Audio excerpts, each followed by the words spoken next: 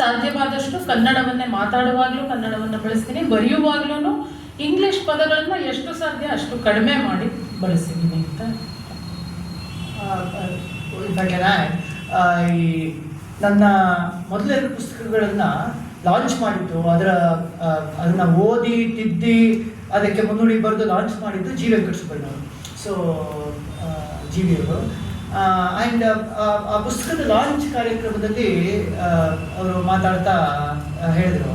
In fact ಆ interesting coincidence ಏನಪ್ಪ ಅಂತಂದರೆ, ಆ ಸಂದರ್ಭದಲ್ಲಿ ನಾವು ಈ ಹೊಸ ಪದ ಸೃಷ್ಟಿಯ ಬಗ್ಗೆನೇ, ಸುಮ್ಮನೆ ಪುಸ್ತಕದ ಬಗ್ಗೆ ಅಲ್ಲಿ ಬರೆಯೋದ್ರ ಬಗ್ಗೆ ಮಾತಾಡೋದ್ರ ಬದಲು ಹೊಸ ಪದ ಸೃಷ್ಟಿಯ ಬಗ್ಗೆನೇ ಕನ್ನಡದ ಕೆಲವು ಲೀಡಿಂಗ್ ಮೈಂಡ್ಸ್ನ ಕರೆದು ಅಲ್ಲಿ ಕೂತ್ಕೊಂಡು ನಾವು ಅದ್ರ ಬಗ್ಗೆ ಡಿಬೇಟ್ ಮಾಡಿದ್ವಿ. ಜಿ ವಿ ಅವರ ಸಮ್ಮುಖದಲ್ಲಿ ಅವರು ಪಾರ್ಟಿಸಿಪೇಟ್ ಮಾಡಿದ್ರು ಆ ಡಿಸ್ಕಷನಲ್ಲಿ. ಸೊ ಅದೇ ಹೇಗಿರಬೇಕು ಈ ಕಾಲಘಟ್ಟದಲ್ಲಿ ಹೊಸ ಹೊಸ ಪದಗಳು ಕನ್ನಡಕ್ಕೆ ಬರ್ತಾ ಇದೆಯಲ್ಲ, ಅದಕ್ಕೆ ನಾವು ತಡೆಗೋಡೆ ಹಾಕಬೇಕಾ, ನಾವು ಅದನ್ನು ಒಂದ್ಸರಿ ಯೋಚಿಸಿ ಇದೇ ಬೇರೆ ಥರದ್ದನ್ನೇ ಪದ ಕಟ್ಟಿ ಅದನ್ನು ಆಮೇಲೆ ಒಳಕ್ಕೆ ಬಿಟ್ಕೊಳ್ಬೇಕಾ ಏನು ಅನ್ನೋದ್ರ ಬಗ್ಗೆನೇ ನಾವು ಮಂಥನ ಮಾಡಿದ್ವಿ. ಒಂದು 12-13 ವರ್ಷದ ಹಿಂದಿನ ಮಾತು. ಅವಾಗ ಜಿ ವಿ ಅವ್ರು ಹೇಳಿದ ಮಾತು ನನಗೆ ನೆನಪಾಯಿತು. ನನಗೆ ಪ್ರಶ್ನೆ ಕೇಳಿದಾಗ ಅವ್ರು ಹೇಳಿದ್ರು, ಎಲ್ಲದಕ್ಕಿಂತ ಮುಖ್ಯ, ಇದು ಯಾರು ಇವರೆಲ್ಲ ಹೇಳ್ತಾರೆ, ಜಿ ವಿ, ಎಲ್ಲದಕ್ಕಿಂತ ಮುಖ್ಯ ಜನರಿಗೆ ಅರ್ಥ ಆಗಬೇಕು. ನೀವು ಅದನ್ನ ಮನಸ್ಸಲ್ಲಿ ಇಟ್ಕೊಂಡು ಬರೀರಿ. ನೀವು ಇದು ಆ ಪದದ ಭಾಷೆ, ಆ ಭಾಷೆಯ ಪದ ಅಂತ ಎಲ್ಲ ಏನು ಮಡವಂತಿಕೆ ಇಟ್ಕೊಳ್ಬೇಡಿ. ಓಕೆ, ನೀವು ಬಲವಂತದ ಟ್ರಾನ್ಸ್ಲೇಷನ್ ಮಾಡಿದಾಗ ಕೆಲವೊಂದು ಸಾರಿ ತೊಡಕಾಗುವಂತಹ ಸಾಧ್ಯತೆ ಇರುತ್ತೆ. ಎಸ್ಪೆಷಲಿ ಇವತ್ತಿನ ಕಾಲಘಟ್ಟದಲ್ಲಿ ಪ್ರವಾಹೋಪಾದಿಯಾಗಿ ಪದಗಳು ಹರಿದು ಬರ್ತಾ ಇರುವಂತಹ ಈ ಸಂದರ್ಭದಲ್ಲಿ ನೀವು ಎಷ್ಟೋ ಕಡೆ ಅದು ಏನಿದೆಯೋ ಪದ ಅದನ್ನೇ ಬಳಸ್ಕೊಂಡ್ರೇನೆ ಉಚಿತವೇನೋ ಅದನ್ನು ಮಾಡಿ, ಆದರೆ ಎಲ್ಲೆಲ್ಲಿ ಸಾಧ್ಯನೋ, ಎಲ್ಲಿ ಕನ್ನಡದ ಪರ್ಯಾಯ ಅವೈಲಬಲ್ ಇದೆಯೋ ಅಲ್ಲಿ ಜಾಗರೂಕವಾಗಿ ಜಾಗೃತವಾಗಿ ಆ ಪದಗಳನ್ನು ಬಳಸಿ ಅಂತ ಹೇಳಿದ್ರು. I think that might be a good direction for us today. ಈಗ ನಿಮ್ಮ ಅಂಕಣಗಳನ್ನು ನೋಡಿದ್ರೆ ಅದರಲ್ಲಿ ಬರವಣಿಗೆ ಇದೆ, ಆಡಿಯೋ ಅಂಕಣಗಳಿದೆ, ವಿಡಿಯೋ ಅಂಕಣಗಳಿದೆ. ಹೀಗೆ ಒಬ್ಬನೇ ಅಂಕಣಕಾರ ಬೇರೆ ಬೇರೆ ಫಾರ್ಮ್ಯಾಟ್ನಲ್ಲಿ ಅಂಕಣಗಳನ್ನು ಸೃಷ್ಟಿಸುವಾಗ, ಒಂದರಿಂದ ಒಂದಕ್ಕೆ ಜಂಪ್ ಮಾಡುವಾಗ ಆ ಅಂಕಣಕಾರ ಮನಸ್ಸಿನಲ್ಲಿ ಇಟ್ಕೊಳ್ಬೇಕಾದಂತಹ ಆ ಹೊಂದಾಣಿಕೆ ಅಥವಾ ನಮ್ಯತೆ, ಅಡ್ಯಾಪ್ಟಬಿಲಿಟಿ, ಫ್ಲೆಕ್ಸಿಬಿಲಿಟಿ ಹೀಗಿದೆಲ್ಲ ಹೇಗೆ, ಅಂದರೆ ಎಷ್ಟರ ಮಟ್ಟಿಗೆ ಮತ್ತು ಹೇಗೆ ಇಟ್ಕೊಳ್ಬೇಕು, ಅದನ್ನು ಸಾಧಿಸೋದು ಹೇಗೆ, ಅದನ್ನು ಅರ್ಥ ಆಗಿಲ್ಲ. ಹೊಂದಾಣಿಕೆ ಅಂದರೆ ಈಗ ಬರವಣಿಗೆ, ಆಡಿಯೋ ಮತ್ತು ವಿಡಿಯೋ ಮೂರು ಬೇರೆ ಬೇರೆ ಫಾರ್ಮ್ಯಾಟ್ಗಳಾಗಿ ಈಗ ನಿಲ್ಲೋದ್ರಿಂದ ಒಂದರಿಂದ ಒಂದಕ್ಕೆ ಹೋಗುವಾಗ ಮಾಡ್ಕೊಳ್ಬೇಕಂತ ಹೊಂದಾಣಿಕೆ ಏನು? ಸೊ ಇವತ್ತು ಫಾರ್ಚುನೇಟ್ಲಿ ಆರ್ ಅದರ್ವೈಸ್ ಎಲ್ಲರೂ ಎಲ್ಲನೂ ಗೊತ್ತು. ಓಕೆ, ಎಲ್ಲರಿಗೂ ಎಲ್ಲ ಗೊತ್ತು. ಈಗ ಏನೋ ನಾನು ಹೇಳ್ತಾ ಇದ್ದೀನಿ ಅಂತಂದರೆ ನನ್ನ ನಿನ್ನೆ ವಾಟ್ಸಪ್ ಫಾರ್ವರ್ಡಲ್ಲಿ ಬಂದಿತ್ತು ಅಂತ ಎಲ್ಲರಿಗೂ ಅನಿಸ್ತಾ ಇರುತ್ತೆ, ಅಥವಾ ಇನ್ನೆಲ್ಲೋ ನಾನು ನೋಡಿದ್ದೀನಿ ಅಂತ ಅನಿಸ್ತಾ ಇರುತ್ತೆ. ಆಲ್ಬರ್ಟ್ ಐನ್ಸ್ಟೈನ್ ಹೇಳಿದರು, it is one thing to know, it's another thing to understand ಅಂತ. ಓಕೆ, ಗೊತ್ತಿರೋದು ಬ್ರಾಡ್ಲಿ ಕೇಳಿದಾಗ ನನಗೆ ಗೊತ್ತು ಅಂತ ಅನಿಸೋದು ಬೇರೆ, ನನಗೆ ಅರ್ಥವಾಗಿ ನಾನನ್ನು ಇಂಟರ್ನಲೈಸ್ ಮಾಡಿಕೊಂಡು ಅಂತರ್ಗತವಾಗಿ ಮಾಡ್ಕೊಳ್ಳೋದು ಬೇರೆ. ಓಕೆ, ಸೊ ಯಾಕೆ ಇದನ್ನು ಹೇಳಿದೆ ಅಂತಂದರೆ, ಈಗ ನೀವು ನನಗೆ ಯಾವುದಾದ್ರು ಸಬ್ಜೆಕ್ಟ್ ಕೊಡಿ, ಯಾವುದಾದ್ರು ಅಂದರೆ ಲಿಟ್ರಲಿ ಯಾವುದಾದ್ರು, ಓಕೆ, ನಾನು 15 ನಿಮಿಷ ಅದ್ರ ಬಗ್ಗೆ ಸುಲಭವಾಗಿ ಮಾತಾಡ್ಬೋದು. ಓಕೆ, ಆ ವಿಷಯನ ನೆಪವಾಗಿಟ್ಕೊಂಡು, ಅದೇ ನಿಮ್ಗೆ ಗೊತ್ತಲ್ಲ ಫೇಮಸ್ ಕತೆ, ನೀವು ಹಸು ಬಗ್ಗೆ ಬರೀ ಅಂತಂದರೆ ಹಸು ಬಗ್ಗೆ, ಇಲ್ಲ ಅಂತಂದರೆ ಅದು ಕಂಬದ ಬಗ್ಗೆ ಅಂದರೆ ಕಂಬಕ್ಕೆ ಹಸು ಕಟ್ಟಿ ಆಗಿದ್ದು ಕೂಡ ಹಸು ಬಗ್ಗೆ, ಆ ಥರ ಅದಕ್ಕೆ ಒಂದು ಲಿಂಕ್ ನನಗೆ ಸಿಕ್ಬಿಟ್ರೆ 15 ನಿಮಿಷ ಮಾತಾಡ್ಬಿಡ್ಬೋದೆ.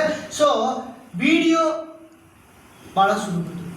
ಓಕೆ, ಆಡಿಯೋ ಅದರ ನೆಕ್ಸ್ಟ್ ಲೆವೆಲಿನ ಕಷ್ಟ. ಯಾಕೆ ಅಂತಂದರೆ the imagination still belongs to the audience. Okay, ಅವರು ಯೋಚನೆ ಮಾಡ್ತಾ ಇದ್ದಾರೆ, ನೀವು ಹೇಳ್ತಾ ಇರೋ ಮಾತಿನ ಬಗ್ಗೆ ಸೃಷ್ಟಿಯಾಗ್ತಾ ಇರೋಂಥ ಚಿತ್ರ for involved audience is there. But ಎಲ್ಲದಕ್ಕಿಂತಲೂ ಕಷ್ಟವಾದ್ದು ಬರವಣಿಗೆ. ಯಾಕೆ ಅಂತಂದರೆ ಅದು ನಮ್ಮನ್ನು ಹೆದರಿಸ್ತಾ ಇರುತ್ತೆ, ಬರೀತಿರೋವ್ರನ್ನ. ಈ ಆಡಿಯೋ ಆಗಲಿ ವಿಡಿಯೋ ಆಗಲಿ ನಮ್ಮ ಆಡಿಯನ್ಸ್ ಹೆದರಿಸ್ತಿರುತ್ತೆ ಅಷ್ಟೇ, ಅವ್ರನ್ನ ಹೆದರಿಸ್ಕೊಂಡು ಹೋಗ್ತಾರೆ.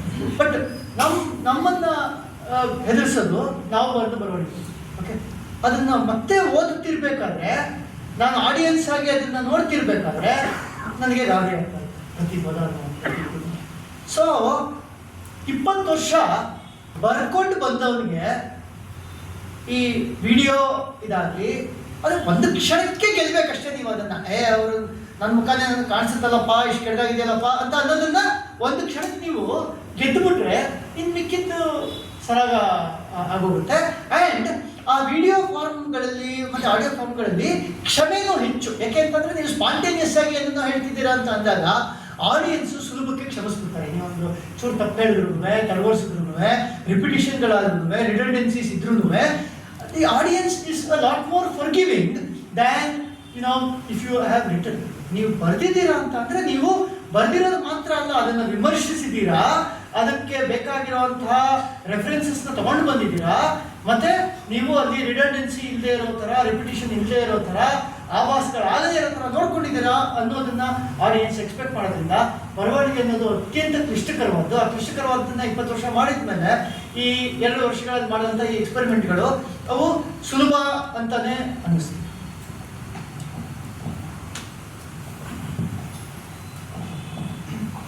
ಬಹುಶಃ ನಾನು ಅದನ್ನ ಒಪ್ಪಲ್ಲ ಅಂತ ಅನ್ಸುತ್ತೆ. ವಿಡಿಯೋ ಅಥವಾ ಆಡಿಯೋದಲ್ಲಿ ನಾವು ಬರವಣಿಗೆಯಲ್ಲಿ ನನಗೆ ಯಾವ ಟೋನ್ ಬೇಕೋ ಅದರಲ್ಲಿ ನಾನು ಬರ್ಕೊಂಡಿರ್ತೀನಿ, ನಿಮಗೆ ಯಾವ ಟೋನ್ ಬೇಕೋ ಅದರಲ್ಲಿ ನೀವು ಓದ್ಕೊಂಡಿರ್ತೀರ. ಆದರೆ ವಿಡಿಯೋ ಅಥವಾ ಆಡಿಯೋನಲ್ಲಿ ನಾನು ಹೇಳುವ ಶಬ್ದಗಳು, ಅದರ ಹಿಂದಿನ ಧ್ವನಿ, ಆ ಮಾಡ್ಯುಲೇಷನು ಎಲ್ಲವೂ ಮುಖ್ಯ ಆಗ್ತಾ ಹೋಗುತ್ತೆ. ನಾನು ಎಷ್ಟೋ ಸಲ ನಾನು ತುಂಬ ಇಷ್ಟಪಟ್ಟು ಓದಿರೋ ಪುಸ್ತಕಗಳನ್ನ ಆಡಿಯೋ ಬುಕ್ಕಲ್ಲಿ ಕೇಳೋಕ್ಕೆ ನನಗೆ ಭಯ ಆಗ್ತಾ ಇರುತ್ತೆ. ಯಾಕೆಂದ್ರೆ ಅವ್ರು ಬೇರೆ ಟೋನಲ್ಲಿ ಓದ್ಬಿಟ್ರೆ ಆ ಪಾತ್ರಗಳೇ ಬದಲಾಗ್ಬಿಡುತ್ತೆ, ಅಥವಾ ಬೇರೆ ಪೇಸಲ್ಲಿ ಓದ್ಬಿಟ್ರೆ ನನಗೆ ಆವಾಗ ದಕ್ಕಿದ ಸುಖ ಈಗ ಕೇಳುವಾಗ ದಕ್ಕಲ್ವೇನೋ ಅಂತ ಆ ರಿಸ್ಕ್ಗಳು ವಿಡಿಯೋ ಮತ್ತು ಆಡಿಯೋ ಕಾಲಮ್ನಲ್ಲಿ ಹೆಚ್ಚಾಗಿ ಇರುತ್ತೆ ಅಂತ. ನಾನು ಇಲ್ಲಿವರೆಗೆ ನೀನು 20 ವರ್ಷ ಬರೆದಿರೋದನ್ನ ಜನ ಅವ್ರದ್ದೇ ಧಾಟಿಯಲ್ಲಿ ಓದ್ಕೊಂಡು ನೀನು ಈ ಥರ ಹೇಳ್ತೀಯ ಅಂತ ಒಂದು ಇಮ್ಯಾಜಿನೇಷನ್ ಇಟ್ಕೊಂಡಿರ್ತಾರೆ. ವಿಡಿಯೋದಲ್ಲಿ ನಮ್ಮ ಮುಖ ಕಾಣಿಸಿ, ಆಡಿಯೋದಲ್ಲಿ ನಮ್ಮ ಧ್ವನಿ ಕೇಳಿಸಿದಾಗ ಅದೆಲ್ಲದಕ್ಕೂ ಅರ್ಥನೇ ಬದಲಾಗ್ಬಿಡೋ ಅಂತ ರಿಸ್ಕ್ ಇರುತ್ತೆ.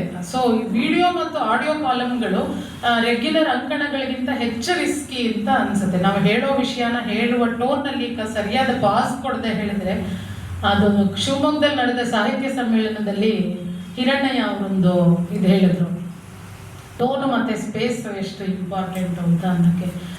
ಅವರು ಮನೇಲೇ ಇದ್ದವರು ಎಲ್ಲೋ ಅರ್ಜೆಂಟಾಗಿ ಹೋಗ್ಬೇಕಾಗಿ ಬಂತಂತೆ, ಎದ್ದು ಹೊರಟ್ರಂತೆ. ತಕ್ಷಣ ಅವರು ಹೆಂಡತಿ ಬಂದ್ಬಿಟ್ಟು ನಿಮಗೆ ಪಂಚೆ ಬೇರೆ ಬೇಕೆ ಅಂದ್ರಂತೆ. ಸರಿ ಬೇಡ ಬಿಡು ಅಂತ ತೆಗ್ದಾಕು. ಅವ್ರ ಕಣ್ಣಲ್ಲಿ ನೀರು ಹಾಕೊಂಡು ಅಂಥದ್ದು ಏನು ಕೇಳಿದೆ ನಾನು ಅಂತ ಅಂದ್ರಂತೆ. ಅವ್ರು ಕೇಳಿದ್ದು ನಿಮಗೆ ಪಂಚೆ ಬೇರೆ ಬೇಕೆ ಅಂತ. ಮನೇಲಿದ್ದಿದ್ದೆ ಎದ್ದು ಹೊರಟ್ಬಿಟ್ರಲ್ಲ. ನೀವು ಕರೆಕ್ಟಾಗಿ ಬೇರೆ ಅನ್ನೋ ಪದಾನ ಸರಿಯಾಗಿ ಪಾಸ್ ಕೊಡದೆ ಟೋನ್ನ ತಪ್ಪಾಗಿ ಹೇಳಿದ್ರೆ ಅದು ಬೇರೆದೇ ಅರ್ಥವಾಗಿ ಕೇಳಿಸ್ಬಿಡುತ್ತೆ. ಸೊ ಎಲ್ಲಿ ನಮ್ಮ ಧ್ವನಿ ಮತ್ತು ಮುಖ ಇನ್ವಾಲ್ವ್ ಆಗಿದೆ ಅದು ಬರವಣಿಗೆಗಿಂತ ಹೆಚ್ಚು ಅಥೆಂಟಿಕ್ ಆಗಿರಬೇಕಾದಂತಹ, ಹೆಚ್ಚು ಬೇರೆದೇ ರೀತಿಯಾಗಿರ್ಬೇಕಾದಂತಹ ಕಂಪಲ್ಷನ್ ಇರುತ್ತೆ. ಬರವಣಿಗೆಗಿಂತ ಅದು ಹೆಚ್ಚು ರಿಸ್ಕಿ ಮತ್ತು ಕಷ್ಟ ಅಂತ ನನಗನ್ಸುತ್ತೆ. ಅದೇ ಅದು ಏನಂದ್ರೆ ನಮಗೆಷ್ಟು ಮರ್ಯಾದೆ ನಾವು ಕೊಟ್ಕೊಳ್ತೀವಿ ಅನ್ನೋದ್ರ ಮೇಲೆ. ಇವಾಗ ಇಂಥವ್ರಿಗೆ ಬಹುಶಃ ಅದು ರಿಸ್ಕಿ ಅಂತ ಅನ್ನಿಸ್ಬೋದು. ಇಂಥದ್ದವ್ರಿಗೆ ನಂತರದವ್ರಿಗೆ ಅದರಲ್ಲಿ ಏನು ರಿಸ್ಕ್ ಇದೆ ಅಂತ ಒಟ್ಟಿಗೆ ಹಾಗೆ ಅನ್ನಿಸ್ತೇ ಇರ್ಬೋದು. ಆದರೆ ಅದೆಲ್ಲದಕ್ಕಿಂತ ಮುಖ್ಯವಾದ್ದು ಏನಪ್ಪ ಅಂತಂದರೆ, talking about taking one self seriously. ಸಮಸ್ಯೆ ಏನು ಅಂದರೆ ಇವತ್ತು ಜಗತ್ತಿದ್ದು people tend to take themselves too seriously. Okay, so ಏನು ಮಾಡಬೇಕು ಅಂತಂದರೆ, you should take the work that you do seriously. You should not take yourself seriously. ನಾವು ಅದಕ್ಕೆ ವಿರುದ್ಧವಾಗಿ ಮಾಡ್ತೀವಿ. ನಮ್ಮನ್ನು ನಾವು ಭಯಂಕರ ಸೀರಿಯಸ್ ಆಗಿ ತೊಗೊಂಡ್ಬಿಡ್ತೀವಿ. ನಾವು ಮಾಡೋ ಕೆಲಸ ಸೀರಿಯಸ್ ಆಗಿ ತೊಗೊಳ್ಳೋಣ. ಓಕೆ, ಸೊ ಅದ್ರ ವಿರುದ್ಧವಾದ ಇದನ್ನ ಇಟ್ಕೊಂಡ್ರೆ I feel it lead to a healthy world ಅಂತ ಅನ್ಸುತ್ತೆ. ಸರ್, ನಮ್ಮ ಕಡೆಯಿಂದ ಕಡೆಯ ಪ್ರಶ್ನೆ, ಆಮೇಲೆ ಪ್ರೇಕ್ಷಕರಿಗೆ ಅವಕಾಶ ಇರುತ್ತೆ. ಕಡೆಯ ಪ್ರಶ್ನೆ ಅಂದರೆ, ಈಗಿನ ಅಂತರ್ಜಾಲ ಮತ್ತು ಎ ಯುಗದಲ್ಲಿ ಅಂಕಣಗಳು ಸ್ವೋಪಜ್ಞವಾಗಿರುವಂತೆ ನಮ್ಮದೇ ಸಂವೇದನೆಯಿಂದ ಹುಟ್ಟುವಂತೆ ಕಾಪಾಡಿಕೊಳ್ಳೋದು ಹೇಗೆ? ಆಮೇಲೆ ಕನ್ನಡದಲ್ಲಿ ಅಂಕಣ ಬರೆಯೋರಿಗೆ ಭವಿಷ್ಯ ಹೇಗಿದೆ? ಅವರು ಎದುರಿಸಬೇಕಾಗಿರುವ ಸವಾಲುಗಳೇನು ಮತ್ತು ರೂಢಿಸಬೇಕಾದ ಗುಣಗಳು? ಸೊ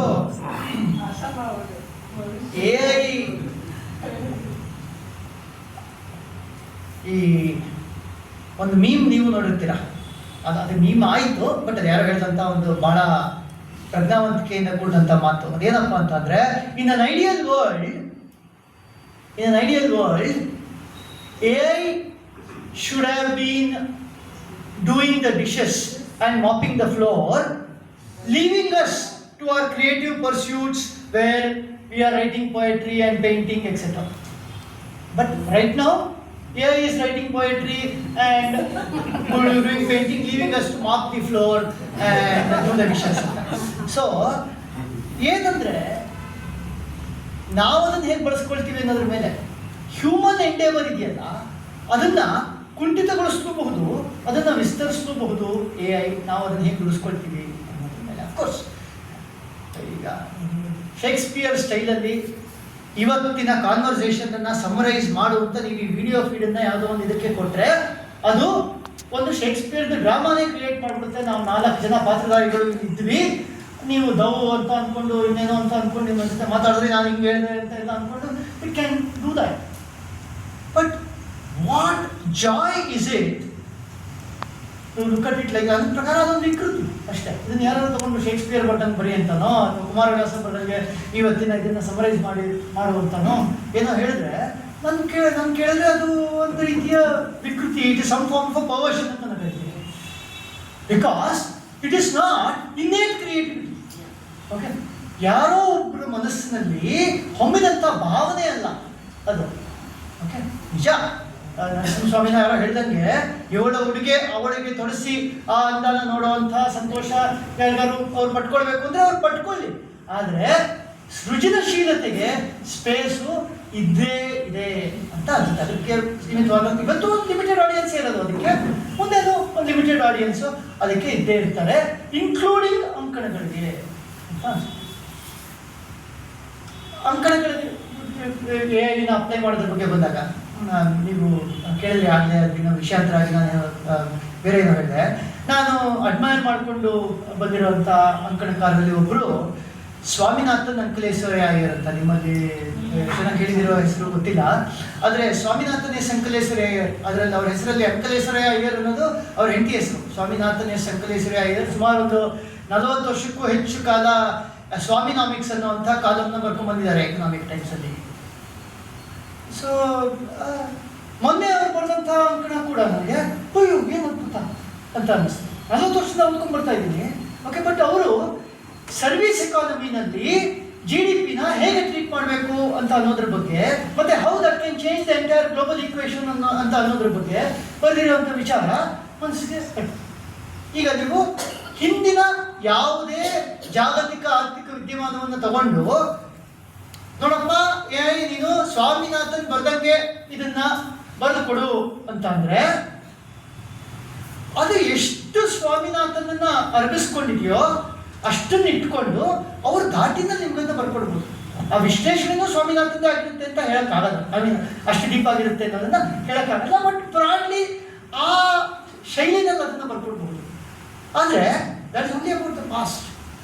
ನೀವು ಫ್ಯೂಚರಿನ ಒಂದು ಇದನ್ನ ಸ್ವಾಮಿನಾಥನ್ ಬರೆದಾಗ ಬರೀ ಅಂತ ಅದಕ್ಕೆ ಹೇಳಿ ಬರ್ಸಿದ್ರೆ ಅದೇ ವಿಚಾರವಾಗಿ ಸ್ವಾಮಿನಾಥನ್ ಒಂದು ಅಂಕಣವನ್ನು ಬರೆದ್ರೆ ಅದೆರಡು ಒಂದೇ ಆಗಿರುತ್ತೆ ಅಂತ ಹೇಳಕ್ಕಾಗಲ್ಲ. So human brain, the way it acts, at least right now, is very different from what generative AI can do. However, people are scaring us that in the age of AGI, artificial general intelligence, ಬಂದಂಥ ಕಾಲಕ್ಕೆ 5-10 ವರ್ಷದಲ್ಲಿ ಬರುತ್ತೆ ಅಂತ ಹೇಳ್ತಾ ಇದ್ದಾರೆ. And companies, the world is preparing it self for it. ಅವತ್ತು human ಬ್ರೈನ್ಗೆ ಸಾಕಷ್ಟು ಹತ್ತಿರವಾದ function ಮಾಡುತ್ತೆ ಅಂತ ಹೇಳ್ತಾರೆ. ಆದ್ರೂ ಕಾಂಟೆಕ್ಸ್ಟು ಮತ್ತೆ the ಕ್ವರ್ಕ್ಸ್ of the human brain ಇದೆಯಲ್ಲ ಅದನ್ನ ಅದು ಅರ್ಪಿಸ್ಕೊಳ್ಳೋದಿದೆಯಲ್ಲ. ಈಗ ನಾನು ಹೀಗೆ ಯೋಚಿಸ್ತೀನಿ ಅಂತ ನೀವು ಹೇಳೋಕ್ಕಾಗಲ್ಲ. ನಾನು ಬೇಕು ಅಂತ ಲೆಫ್ಟ್ ಇಂಡಿಕೇಟರ್ ಹಾಕ್ಬಿಟ್ಟು ರೈಟಿಗೆ ತಿರ್ಕೊಂಡು ಹೋಗ್ಬೋದು. ಓಕೆ, ಅದು that is the capability of the human brain. I can manipulate you, I can deliberately maneuver things in a manner that you will not be able to comprehend. I can deliberately be risky, I can deliberately be cautious, I can deliberately throw into caution. ಏನು ಬೇಕಾದ್ರೂ ಮಾಡ್ಬೋದು.